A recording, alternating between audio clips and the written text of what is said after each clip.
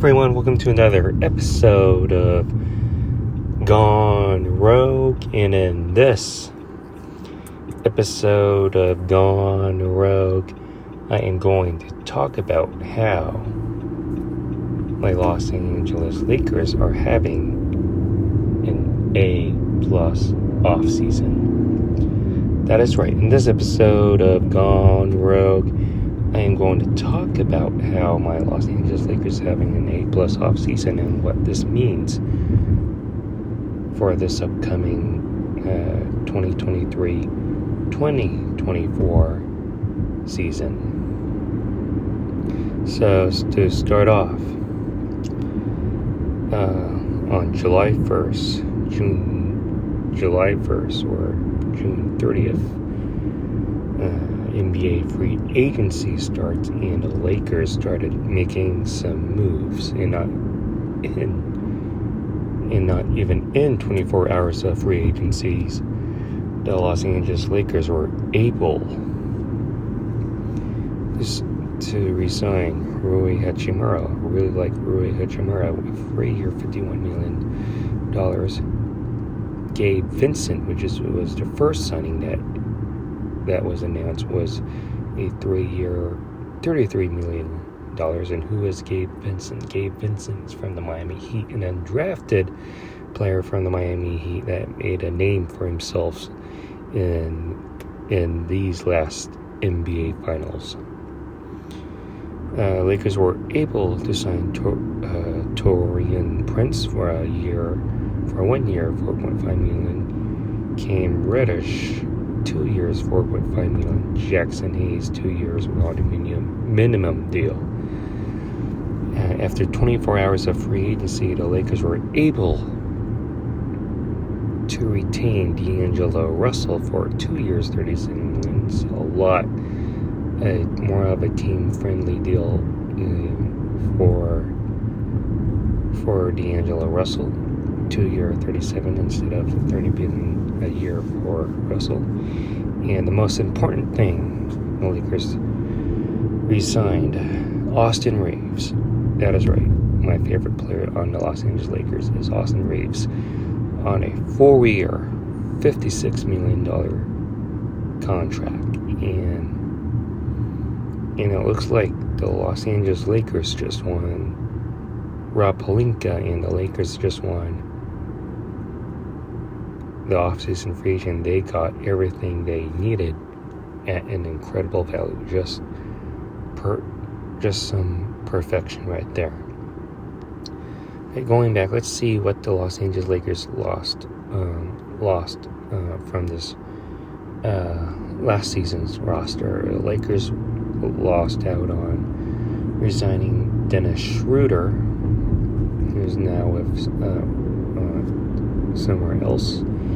And one that hurts the most out of these losses is Lonnie Walker IV, who has now signed a 1-year contract with the Brooklyn Nets. I was about to say New Jersey Nets, but it's the Brooklyn Nets. Lonnie Walker is the reason why the Lakers were able to, in Game 4, were able to go up 3-1 against the Golden State Warriors, and eventually Lakers defeated Warriors in the second round of last year's playoffs. But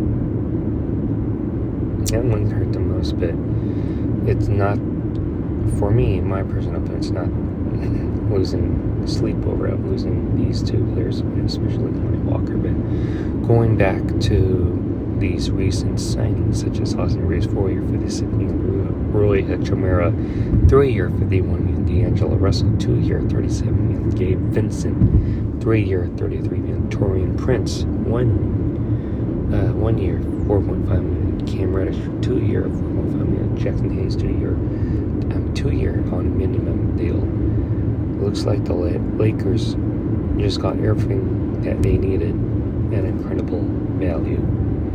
So as I read off the list of what the recent signing, the Lakers this offseason didn't go for the big name big names such as a Damian Lillard, who requested a trade out of Portland, or a James Harden, who's in the free agent bid. They didn't go after the big name free agency, which is a good thing. Probably don't need free agency, big name free agents to go back to the Western Conference Finals bid. But the only thing that the Lakers need now is a backup center. Jackson Hayes is a 6'11" center, if I'm not mistaken. But Lakers need a backup center behind AD, because AD ain't cutting it. It's just being the only center on the team, as you can see, as the last year's playoffs. But how would I rate this offseason move? I mean, this offseason, it's not like any other offseason. Lakers did not do one of those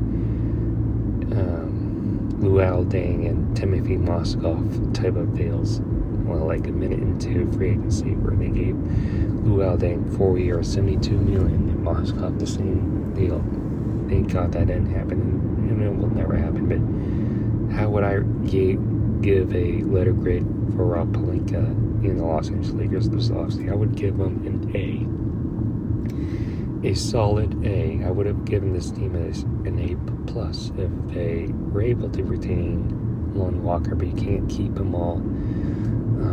Just looking at the CBA, but I would give them an A+ if the Los Angeles Lakers were able to get a backup center. Meaning I'm giving this offseason Laker moves an A+, but does that mean will the Lakers go back to the Western Conference Finals? It does not mean anything about that, but probably not. But there's that expectation from last season that the Lakers should be a Western Conference Finals contenders. Looking at the roster right now, the Lakers got younger, they got more athletic, and they have players that can shoot from the free and that can defend more than last season's roster. And really excited to see what we have in here. I'm not going to try to hype this Los Angeles Lakers team up like I did other years, but we just have to wait and see what this roster construction. Is more better than this season and not this season, last season and this season before. Really liking this roster construction. Just really hope that the team chemistry is right there from day one of training camp, which is in September. And hopefully they are able to figure things out, how to play with each other, and hopefully Lakers can return to the Western Conference Final, because of that expectations of having no expectation of last season, of being able to go that far. That's all I have to say about this Lakers 23-24 off-season moves. Hopefully the Lakers are able to find a backup center in AD. And that's pretty much all I want to say for this episode of Gone Rogue. If you like this video, please give this video a super huge thumbs up. Comment in the comment section below what you think about what I said. Make sure you subscribe to my YouTube channel. Be sure to check out my other YouTube content that is on this channel. And thank you for watching Gone Rogue, and I will definitely see you on the next one.